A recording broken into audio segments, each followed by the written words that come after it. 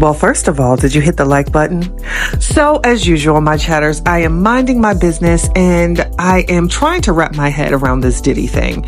And every time I do and say, could this be a case in which he's being railroaded, I am met with new things that make me question.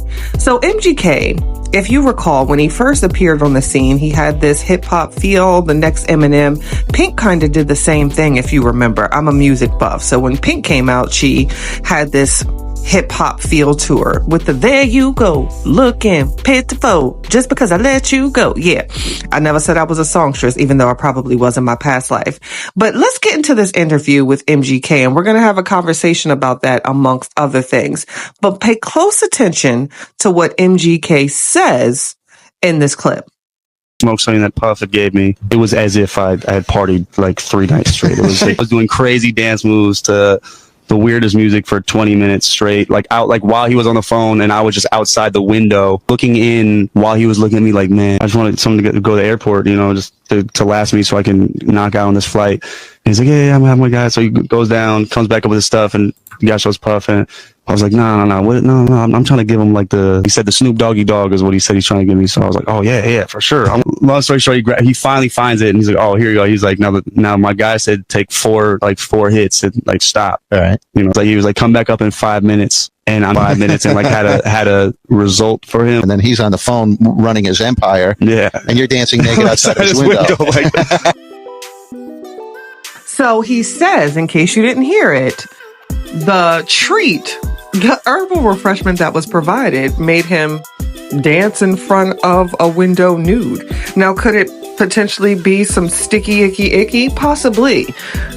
But I personally have never engaged in any herbal refreshment that made me want to take off my clothes.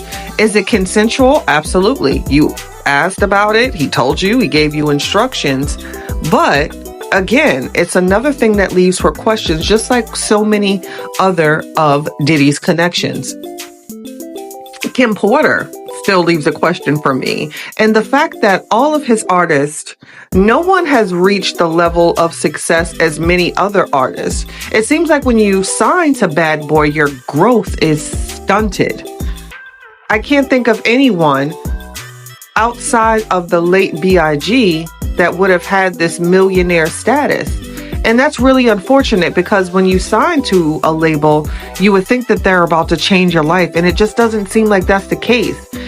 So many artists, so many groups, from Day 5 to Making the Band to Dirty Money to Craig Mack, Biggie Smalls, it just leaves more questions than answers. I remember watching a video of the late Craig Mack in which he says he reached a point into which he was walking around with a weapon because it was either going to be him or Diddy. Which brings me to Making the Band. Now, Freddie P has done some interviews, and we know that Making the Band, especially if you watch that show, it broke so many barriers and changed the game when it came to reality TV. We knew that something was wrong there with the walking with the cheesesteaks. And if you pay attention, Stevie J was in an episode of that. But I want you to listen to another clip in which Freddie P speaks and explains his distaste for Diddy and why that is of concern to me, considering the recent allegations. So let's get into this clip. That man threatened me. A man had me in the studio, and everybody seen it. Talking about, oh, if you walk outside, oh, who goes to say if you walk outside, you won't be shot in the leg?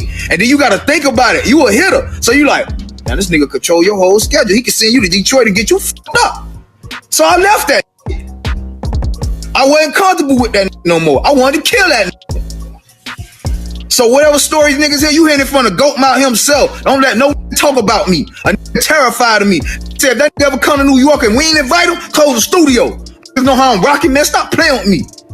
Stop playing with me. I ain't did shit, no threatened me. And I stood in the paint. Cause you can't threaten a nigga like me without me wanting to retaliate. Even though I thank God to this day that I didn't. Like, I love that. I ain't gonna lie. Like, I am where I am now. I love that.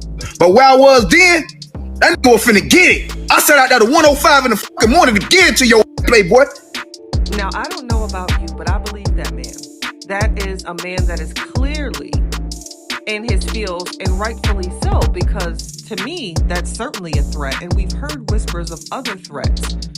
The late Craig Mack spoke of several. So again, with Diddy, there's more questions than answers. There's more artists that are no longer here. There's more people in his life that are no longer here to answer a lot of these questions. And it makes you think, someone has been surrounded with so much trauma.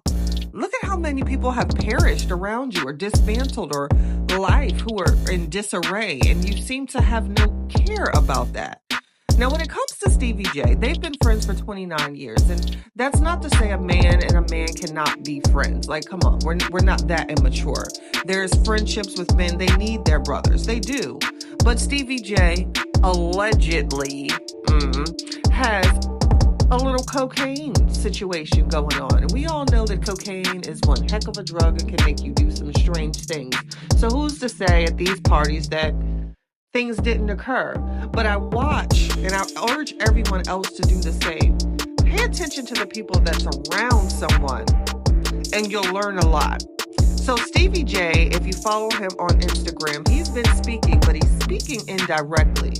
I personally think, my chatters, that Diddy's playing hardball. And this message that Stevie J put out is a very strong message. Now, it could just be me because, again, I look at things differently. But anytime someone needs to remind the world who someone is affiliated with, I think it's for good reason. I don't think this is the last of Diddy. I think we're going to hear a lot more. But I definitely think that his friend of 29 years is speaking for him, and they're playing hardball. As always, draw your own conclusion, stay true to you, and make sure to support your fellow creators. All links are provided in the description below.